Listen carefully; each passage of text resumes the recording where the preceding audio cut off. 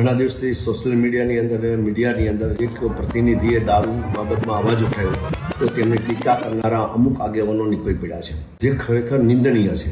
દારૂ ને ડ્રગ્સ આજે શેડે દરેક મોહલ્લામાં મળે છે, ત્યારે આજે દારૂ ને ડ્રગ્સથી આપણું યુવાધન ખતમ થઈ રહ્યું છે. જ્યારે આ ભારતીય જનતા પાર્ટીની આપણી સરકાર જ્યારે રામના આદર્શ, શ્રી કૃષ્ણના આદર્શ અને તેમજ સરદાર પટેલના આદર્શને જો માનનારી સરકાર હોય તો એને પોતાના સરદાર પટેલના અને રામના આદર્શોનું પાલન કરવું જોઈએ. અને એમને દરેક એક પ્રતિનિધિ, હું તો કહું દરેક પ્રતિનિધિએ દારૂ ને ડ્રગ્સ જે મોલ્લે વેચાય એ બંધ કરવા માટે એનો પોતાનો પ્રયત્ન કરવો જોઈએ.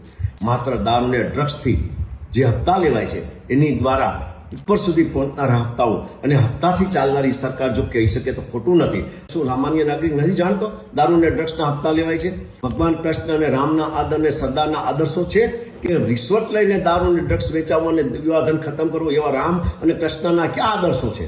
સરદાર પટેલે ક્યાં કહ્યું છે કે તમે દારૂ ને ડ્રગ્સના હપ્તા લો અને તમે મતલબમાં આ દેશની વિકાસ કરો?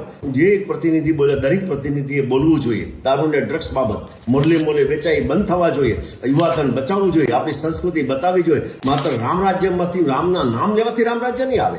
માત્ર ને માત્ર એના વિચારોનું અમલીકરણથી આ રામ રાજ્ય બની શકશે, તો જ મતલબ સાચું રામ રાજ્ય કહેવાય. સરકારની દલાલી કરનારા જે લોકો અમુક છે એ લોકોને મારી ચોખ્ખી ચેતવણી છે કે આવનારા દિવસોમાં કુદરત અને સમાજ તમને માફ નહીં કરે. જો તમે આવી સરકારની દલાલી કરતા હોય તમને ક્યારેય માફ નહીં કરે. આભાર. વંદે માતરમ.